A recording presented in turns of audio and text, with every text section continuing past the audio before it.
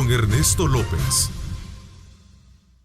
Bueno, gracias nuevamente por estar con nosotros a esta hora de la mañana. Vamos a hablar acerca de este programa que impulsa el Seguro Social y que tiene que ver con la Semana de la Humanización. Es un tema que desde luego queremos ponerlo en perspectiva para que usted desde luego conozca en qué consiste y cómo esto se traduce en un beneficio para la ciudadanía. Me acompañan acá en nuestros estudios el doctor Numa Chávez. Él es de la Unidad General de Salud del Instituto Salvadoreño del Seguro Social, a quien quiero darle la más cordial bienvenida. Gracias por acompañarnos. Por la invitación. Buenos días a todos los televidentes, a la teleaudiencia. Gracias por acompañarnos. También nos acompaña Xavier Azcoitia Zabaleta. Él es profesor del Centro de Humanización de la Salud y, por supuesto, también queremos darle la más cordial bienvenida. Gracias por acompañarnos. Muchísimas gracias por la invitación. Bueno, voy a comenzar primero comprendiendo mejor. Entiendo que es por sexto año el Seguro Social desarrolla la Semana de la Humanización, doctor Numa. Sí, cuéntanos para en qué poner consiste algo esto, de ¿no? antecedentes. Así es. El programa empezó en el 2009-2010, duró 3-4 años, se suspendió, no sabemos por qué. De repente vino una orden, nadie supo, nadie sabe y se suspende. Un programa tan importante. Y así como se capacitaron como unos 10,000 empleados de la institución. Claro, se pasó el tiempo, nadie retomó esto, hasta hoy la nueva administración. Y esto por una indicación del señor presidente que dijo el plan de humanización va en la estrategia de la Política Nacional de Salud. Entonces, los primeros días tomamos la invitación, la indicación que nos dio el señor presidente y luego hoy ya logramos hacer el contacto con el profesor aquí, Xavier, que ya había venido, él fue uno de los que inició el plan de humanización hace años. Y claro, y él con muy buena disponibilidad y también el personal del seguro que mantuvo muy buenas relaciones con él durante este tiempo, pues él accede y dedicarnos esta semana para empezar a cambiar la actitud del personal con respecto a los pacientes, bueno, y con respecto a nosotros mismos. Es interesante ese punto, sobre todo recogiendo que a lo largo de la historia ha sido una de las partes más débiles que se tiene toda la estructura, en una estructura de servicio como es el tema de salud, doctor. Sí, el tema de la humanización, de cómo tratar, de cómo comprender al paciente, ¿no? Claro. Y lo decir, cuando tomamos posesión, básicamente fue el 1 de junio, pero llegamos ya a las instalaciones del Seguro Social el 3 de junio, retomamos rápido esto y pasamos las primeras encuestas y nos dimos cuenta que el primer punto que aparecía era el maltrato al paciente, las citas prolongadas, las cirugías prolongadas en el tiempo, y fue así como dijimos, bueno, primero agarremos esta humanización y así fue como hemos empezado a montar todo hasta llegar a esta semana de humanización. Vamos a ver, buscamos y encontramos a Xavier Azcoitia Zabaleta. A ver, voy a leer parte de su currículo. Dice acá, él es profesor del Centro de Humanización de la Salud y del Diplomado Universitario en Cuidados Paliativos. Él es teólogo, máster en counseling, que es un asesoramiento psicológico, duelo, cuidados paliativos, bioética y pastoral de la salud. Es extenso esto. A ver, bienvenido, Xavier, nuevamente. Cuéntanos un poquito de todo eso de que estamos hablando en esta primera etapa del programa. Como dice Numa, nosotros tuvimos la inmensa dicha hace 10 años de haber sido invitados por el gobierno salvadoreño y en aquel momento por la Seguridad Social empezar un proceso de acompañamiento a la institución del seguro para ayudar al seguro a que afrontara uno de los grandes retos, que es la humanización de la atención sanitaria. Al final, ustedes inteligentemente no tienen usuarios, tienen derechohabientes.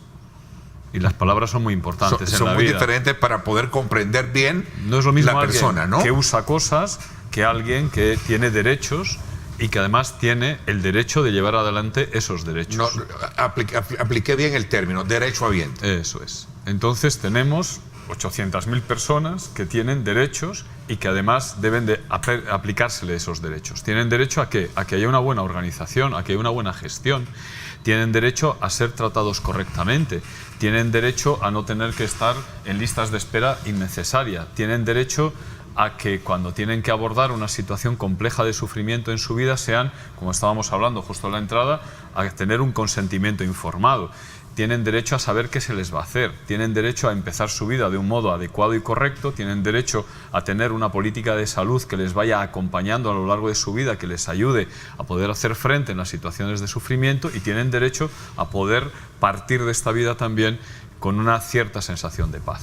Y todo eso no se puede hacer bien si lo que tenemos es un sistema sanitario que, en vez de dedicarse a humanizar, se dedica a otras cosas. Porque la humanización no es la única alternativa, la deshumanización también es una alternativa. Por lo tanto, si cuando hacemos las encuestas, los pacientes, los familiares, pero también los trabajadores, se quejan de que el trato es inadecuado o que los cuidados no son los correctos y competentes, pues tenemos un problema, y por lo tanto tenemos que organizar las cosas para que se hagan de otra manera. Un programa como el que impulsan y desarrollan, Xavier, tiene que ver y trabajar muchísimo con la sensibilidad y la capacidad del empleado, ¿cierto? Cierto. A ver, normalmente los que nos dedicamos al mundo de la sanidad hemos sido formados en una parte dura de la ciencia, es decir, somos magníficos técnicos, pero eso no nos convierte en profesionales. Tener la carrera de medicina, la carrera de psicología, la de fisioterapia, nos hace técnicos, pero nosotros no necesitamos solamente técnicos, necesitamos profesionales, es decir, personas que aunen técnica y valores. Y humanos atendiendo a humanos. Eso es. Y por lo tanto, eso tiene que ver con valores. ¿Y cuáles son los valores? Si no hay aceptación incondicional del otro, si no hay una comunicación competente, si no sabemos escuchar y acoger correctamente, si no sabemos cuidar a las personas en todo el proceso, las personas, si no son cuidadas, son descuidadas. Fíjese que doctor Numa Chávez, este tema del cual estamos hablando, no sé si ha estado invisibilizado, poco se ha promovido, pero yo creo que es una parte fundamental de una institución como es el Seguro Social, de la cual obviamente hay mucha demanda, hay mucha denuncia, ¿no? Yo creo que no solo es algo institucional, sino que es algo de país. Generalizado, porque, sí, a nivel de función pública, claro, sí, me parece. Una gestión pública, porque si usted llega, vámonos a la luz y voy a pagar, y dice que ahorita no puedo pagar, lo tratan mal. Sí. Y eso es parte de todo el proceso de humanización que tenemos que estar viviendo ahorita en este país.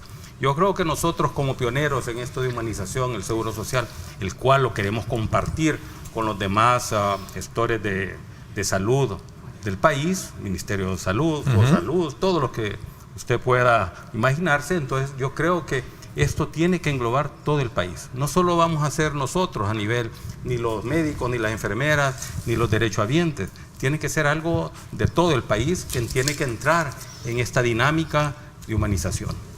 Eso es básicamente debe porque ser, esto, claro. Debe de ser un eje de, digamos, estratégico para una institución. Y yo creo que la gente en está particular, receptiva, ¿no? a esto. Le voy a poner un ejemplo que estamos viendo hace poco. Cuando vino la primera vez Javier, que tuvo esa bondad de venir a enseñarnos esto, se capacitaron personal de seguridad, que era privado. Pero como, claro, privado, lo mueven a otro lado y lo mueven a un banco, y ese agente de seguridad que le abre la puerta y lo saluda, ese ya recibió el curso de humanización. No es porque la seguridad se lo dio, porque no, así como hay también agentes de seguridad amables, hay otros que cuando llega usted y ganas de entrar al banco le dan. Entonces, pero esta gente que lo trató bien ya recibió este curso de humanización. Ok, voy a hacer una pausa, me la están pidiendo, y regreso para poder entender qué es lo que se va a llevar a cabo durante toda la semana. Van a haber muchas actividades, entiendo, Sí, ¿no? Ya hay muchas actividades, qué bueno, y vamos a conocerla cómo esto se está traduciendo en beneficio, ¿no? Para todo el derechohabiente, ¿verdad? ¿Cómo se traduce esto? Vamos a la pausa, gracias por estar con nosotros, son las 7:35. Gracias a usted por estar enviando sus comentarios. A propósito, los invito a sintonizar en directo con Ernesto López Radio hoy a las 6 de la tarde, nuestro debate político semanal, como siempre, nuestro acostumbrado tema de debate. No se lo pierda hoy a las 6 de la tarde en directo con Ernesto López Radio. Ahí estaré desde luego conversando como siempre con Julio Valdivieso. Estará también Marvin Aguilar, Carlos Araujo. Hoy está en ausencia nuestro buen amigo Romeo Auerbach. Pero sí, ahí está el debate político hoy 6 de la tarde a través de 107.7 Fuego, estación del Grupo Radial Megavisión.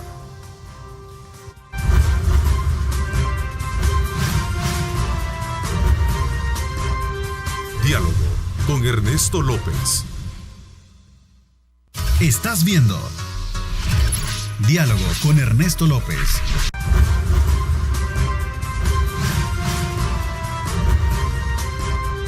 Diálogo con Ernesto López. Bueno, gracias nuevamente por estar con nosotros. Estamos conversando en esta segunda parte del programa con el doctor Numa Chávez. Él es del Seguro Social, de la Unidad de Atención General. También nos acompaña Xavier Azcoitia Zabaleta. Él es un experto en el tema de humanización de la salud.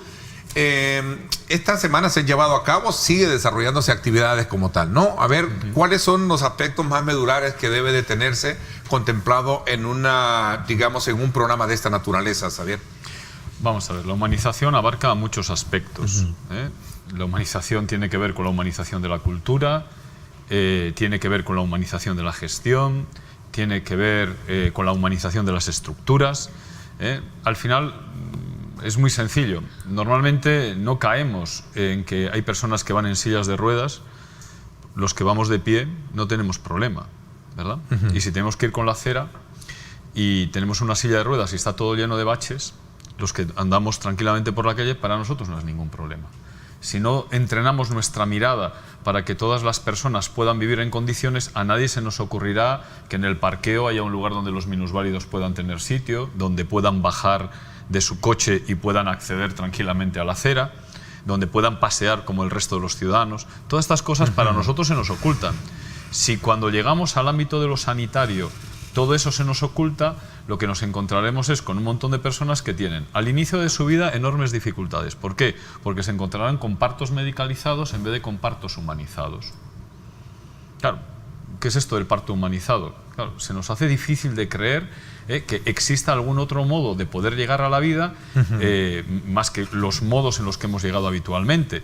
Las parturientas no son enfermas, por lo tanto no tienen por qué estar en una cama, no tienen por qué tener puesta una vía intravenosa, no tienen por qué ser tratadas como alguien que fuera enfermo.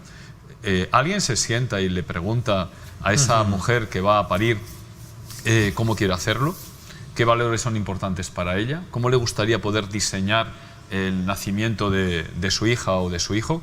¿Quién le gustaría que la acompañara en ese proceso? Y cuando vamos a participar en ámbitos de enorme intimidad de esa persona, le vamos a preguntar, por ejemplo, si quiere ser rasurada o no, le vamos a preguntar cómo quiere ir vestida, vamos a discutir con ella qué clase de medicación tiene que usar, pero si no es médico, ¿y qué? No importa que no sea médico, es su vida y la que más sabe de su vida será ella. Por lo tanto, si de ahí paso a otros momentos de la vida, me encontraré que ¿por qué las personas tienen que estar haciendo listas de espera innecesarias por problemas de gestión? O, por ejemplo, si llegamos a momentos tan complicados como el final de la vida, todos tenemos la experiencia de que nuestros familiares igual han muerto con dolor, o que cuando han estado muriendo en el hospital, están muriendo en habitaciones en las que hay otros pacientes, donde por lo tanto la intimidad no se está resguardando, donde las familias no pueden acompañar a las otras personas dándoles la mano, donde no tienes un espacio donde poder llorar. Y si esa muerte ha sido trágica, si lo que se muere es un niño pequeño, si lo que se muere es alguien porque ha tenido un accidente, y si esa persona va a tener un duelo complicado, ¿quién se va a encargar de acompañar a ese ciudadano, que es un derechohabiente, a poder resolver ese duelo complicado y por lo tanto ponerle unos recursos para que pueda reintegrarse de nuevo a la vida y poder hacer una vida sana? A todo eso se dedica la humanización, intentando no solamente decorar los espacios, no solamente saludar, que todo eso es muy importante, sino también afectar a las estructuras, a la gestión, a la economía, de tal manera que todo esté al servicio ¿de quién? De las personas. ¿De qué personas? De los enfermos, de los familiares y de los trabajadores. ¿Esto se extiende a nivel de todas las unidades o solamente? ¿Cómo se concentra esta actividad de la Semana de la Humanización? Esta semana se ha invitado a todo el personal, claro, no podemos ir los 20.000, ¿verdad? Pero se ha tratado de escoger desde la Unión hasta Huachapán. Se ha tratado de integrar a todo el personal que trabaja en las diferentes unidades, hospitales, oficinas del seguro, para que ellas tengan la oportunidad de oír estas interesantes charlas de humanización. ¿Se puede tomar digamos, una unidad o un hospital para ser emblemático, como en todo caso entiendo y viendo un poco el resumen de vida del Centro de Humanización de la Salud de San Camilo en España, que es un, digamos, centro pionero en el tema de la humanización de la salud? Nosotros somos ¿sí? un centro que está en España y que nos dedicamos, entre otras cosas, a atender pacientes, pacientes al final de la vida en una unidad de cuidados paliativos y personas mayores en una unidad psicogeriátrica con enfermedades, muchas de ellas que tienen que ver con el ámbito de las demencias. Y ahí tenemos una experiencia y esa experiencia nos ha llevado a construir un modo de cuidado y atención que es exitoso y que se puede exportar. Sí, y se puede replicar en una en particular en el caso de, por decirlo así, perdónenme, la unidad de Santa Anita, por ejemplo, ¿no? Ya tenemos algo diseñado. Hay una estructura de la institución que se va a transformar en una unidad de cuidados paliativos. Sí, ya el seguro ya tiene la estructura, ya vamos sobre eso, hay que hacerle ciertas modificaciones. Y no solo va a ser de paliativos, no entendiendo paliativos como el paciente oncológico, ¿no? Sino todo, vamos a ver si se pone ahí una unidad también de salud mental, el paliativo para los que padecen del corazón, los renales que tenemos esta epidemia, o sea, hacer algo bastante integral. Y yo creo que Javier ya nos pasó el primer video hace 2 días y hoy vamos a tener, el viernes vamos a ir a ver esta, se puede decir, unidad que se va a crear del seguro, que vamos a ser de los primeros, puedo decir, casi a nivel centroamericano. Y vamos en eso. Entonces, claro, se le quiere dar ya no solo la atención de la consulta y de la cirugía, que ya bien se sabe, que vamos en un plan de 100, hemos logrado ya cortar citas, hemos logrado acortar ya cirugías y seguimos haciéndolo a nivel nacional. Es la primera vez que se hace, le digo, que se han abierto las consultas, la cirugía, los fines de semana y los días feriados. Este es el plan de salud y yo creo que esto no hay que verlo solo como la atención que está dando la institución o el gobierno a los derechohabientes, a la población, sino esta es parte de la humanización que tenemos que tener con el derechohabiente, de por qué le tenemos que negar la salud un fin de semana que no llegaba a trabajar y no hallaba dónde ir allí. Entonces, ¿qué le tocaba? Ir a la tienda o a la farmacia a autorrecetarse. Hoy las unidades del seguro ya están abiertas, sábado, domingo y feriados. Y esto se va a hacer a nivel nacional. Ahora, aquí hay temas, ya lo conversábamos sobre resiliencia, sensibilización, humanización, empatía, terapeuta. Esto depende también del estado emotivo o del estado de bienestar social que tenga el trabajador también, ¿no? Porque a veces hay trabajadores que no tienen esa condición emotiva para poder desarrollar y trasladar toda esa capacidad de energía positiva en este caso los derechohabientes como tal. Depende muchísimo de eso, Xavier. Voy a hacer una pausa y hablamos de un poco de esto también, porque creo que es importante comprender mejor hacia dónde, digamos, se puede capitalizar toda esta, digamos, experiencia de la que tú nos traes y que sin duda alguna debería de ser punto de honor en toda la administración pública, como dice el doctor Número. Decía de que también hay factores importantes que deben de verse o tomarse en cuenta a la hora de poder impartir una capacitación, una orientación de esta naturaleza, y esto va a depender mucho también del trabajador en sus condiciones, en cómo se forme, Xavier, o se haya formado, ¿no? Claro, es algo muy sencillo. Mire, cojamos a un médico. No hace falta que cojamos al de la recepción, cojamos a un médico. En sus 6 años de carrera, ¿quién le ha enseñado a dar malas noticias? Esa asignatura no existe. ¿Quién le ha enseñado a trabajar duelo? Un médico que está en un dispensario comunal en la atención primaria, posiblemente del 30 al 40% de sus pacientes ha tenido alguna pérdida severa en los últimos 6 meses, 1 año de su vida, porque ha perdido el trabajo, porque tiene problemas en la familia, porque tiene dificultades en el entorno social y está en situación de duelo. Solo sabemos diagnosticar lo que conocemos. Por lo tanto, si los profesionales médicos, los enfermeros, los trabajadores sociales, las personas de recepción, solo las hemos formado en la parte técnica de su trabajo y no en la parte emocional, No podemos pedirle a la gente que haga cosas que no sabe. Por lo tanto, si no formamos en inteligencia emocional, por lo tanto, no solamente tiene que ver con la atención sanitaria, pues igual alguna conversación con el ministro de Educación tendríais que tener para que en el ámbito escolar formáramos a los niños que, además de saber dónde está Plutón y que 5 por 5 son 25, los conflictos se pueden resolver dialogando. Que aprender a escuchar a los demás y a comprender lo que los demás nos quieren decir es tan importante como hacer raíces bicuadradas. Que luego cuando salimos a la vida es necesario ser capaces de manejar la propia motivación, tenemos que ser capaces de aprender a escuchar, comprender y sobre todo aceptar incondicionalmente a los otros. Todo eso hay que irlo aprendiendo. ¿Por qué? Porque al final en el ámbito sanitario todo eso es lo que desarrollamos mientras ejercemos una tarea técnica. Da lo mismo si es coger el teléfono al que llama, si estamos recibiendo a alguien en la puerta o estamos operando en un quirófano. Todo eso es habilidades técnicas que necesitan habilidades de relación y de inteligencia emocional.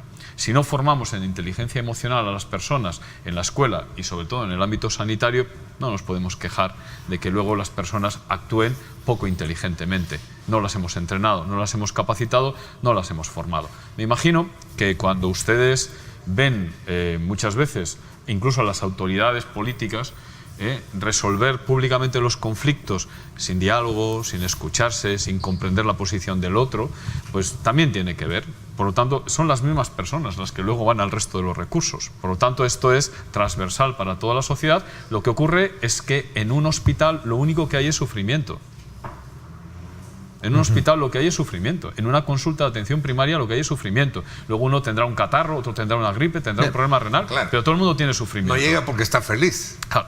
Por lo tanto, viene pidiendo que le cuidemos, que le atendamos, que le pongamos nombre a lo que le pasa. Que la motivemos. Y sobre todo, cuando no podemos hacer nada para curarle, hagamos todo lo posible para cuidarle. Esto depende también de la capacidad hospitalaria, no sé si es hospitalaria, de la capacidad también de infraestructura, vamos a llamarlo así, ¿no? Evidentemente.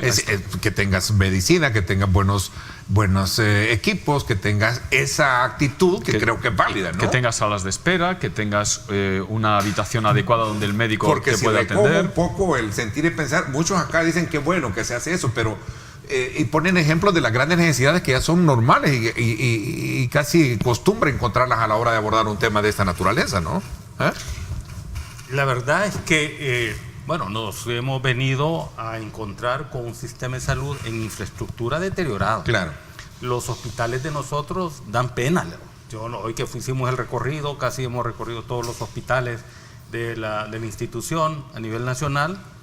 Es decir, da tristeza ver el estado en que lo dejaron. Nadie se preocupó por esto. Claro. Entonces, dice don Julio Roberto Magaña, dice, para la salud no debe de haber imposible, deben de haber alternativas y que sean viables.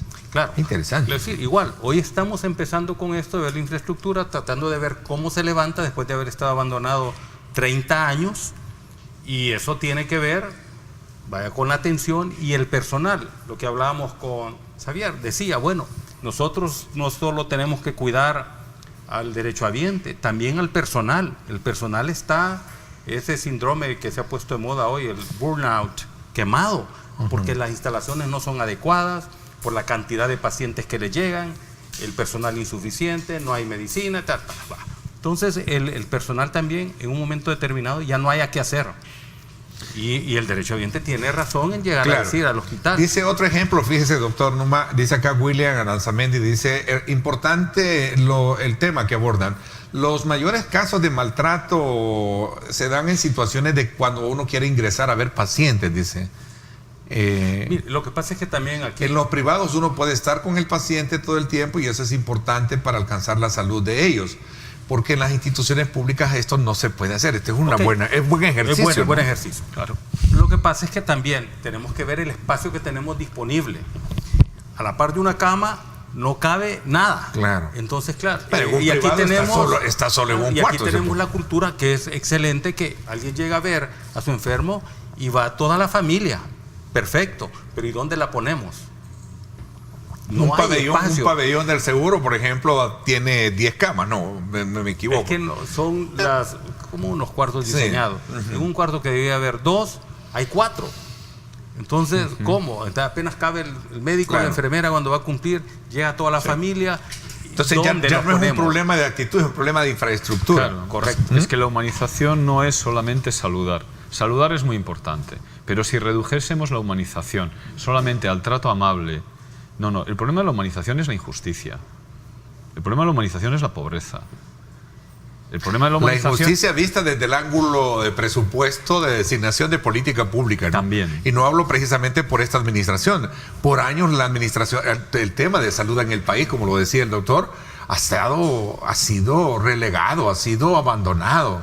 Nuestra tasa de inversión de presupuesto creo que es una de las más bajas, no sé si... Es la más baja, andamos por un Latino, PIB del ¿sí? 2, creo, algo así, ¿no? ¿Verdad? Y tenemos como referente otros modelos de sociedad que han avanzado en esa materia, pero ignoramos de que el presupuesto que se les asigna es mayor. Caso de Costa Rica, por ejemplo, que creo que su tasa anda alrededor del 7.8, 9, no sé cuánto, Sí. en el presupuesto del PIB, ¿no?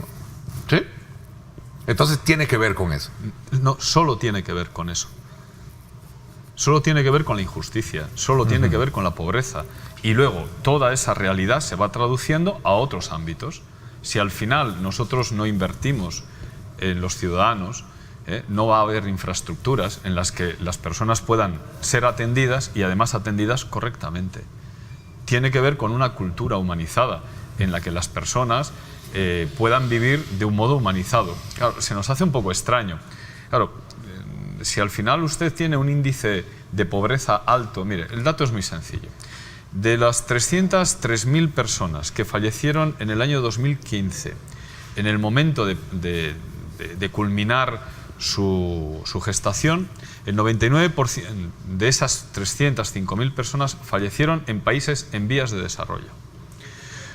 Por situaciones que son perfectamente tratables, hemorragias, infecciones de puerperio. Todo eso es fácil de resolver.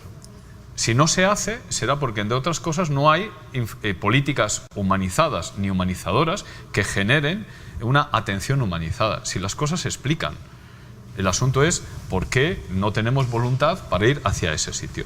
Y por lo tanto, es decir, tenemos que hacer las cosas en un doble poder, desde quienes tienen la capacidad de gestionar, de arriba hacia abajo, pero luego también la ciudadanía, desde una cultura de humanización, de tal manera que al final vayamos poco a poco generando unas estructuras más humanizadas, y sobre todo en el ámbito sanitario. Bueno, aquí para corresponderle a todos nuestros televidentes, muchos hablan de que, voy a resumirlo un poco, la humanización debe ser en todos lados. Ponen el ejemplo de las unidades de salud, en Aguachapán, en fin, de muchos lugares, ¿no? Correcto. Me piden acá a José Torres que saque al aire todas las denuncias. Es bien difícil, porque son una gran cantidad. Mejor invito a que revisen nuestras cuentas y que le den respuesta a cada una de las preguntas que ahí están, ¿no? Y que formulan nuestros televidentes, porque se me hace bien difícil darle lectura a todas. Pero yo creo que al final resumo la buena intención que hay para poder lograr capitalizar una experiencia como la que nos está hablando Xavier, y que esto pues sea efectivo en todo el área de servicio de atención, ¿no? Especialmente del seguro social, como lo estamos hablando hoy en día, ¿no? Yo creo que también la población tiene que entender que solo el actual gobierno tiene 4 meses de gestión. Claro. Entonces nos tienen que dar tiempo para salir adelante de todas estas condiciones en que estamos. Y como le repito, ahí va de todo, desde la atención en medicamentos, la consulta, cirugías, pero sobre todo yo creo que el trato que se le tiene que dar, no solo al derechohabiente, hablemos a nivel de todo el país, el trato que tenemos derecho todos los habitantes de El Salvador, claro, que se nos traten bien. Desde el momento en que usted llega a sacar un pasaporte en la frontera o ingresa al país y se topa con el que le recibió el pasaporte enojado, entonces dice, bueno, así me van a recibir en el país, ya me imagino cómo nos van a tratar en los hospitales o en las escuelas. Entonces yo creo que es una cultura que se tiene que empezar, y nunca es tarde para empezar esta situación. Quiero felicitarlos de verdad, porque creo que es una buena iniciativa, ¿verdad? Y que sean muchos más programas de esta naturaleza para que se traduzca en un beneficio de la población. Gracias, doctor, por habernos acompañado. Gracias por la invitación, y esperamos que estos temas así interesantes para toda la población se coloquen de primera mano. Claro. No lo dudes. Xavier, también gracias. Feliz estadía también acá en el país. Muchas gracias.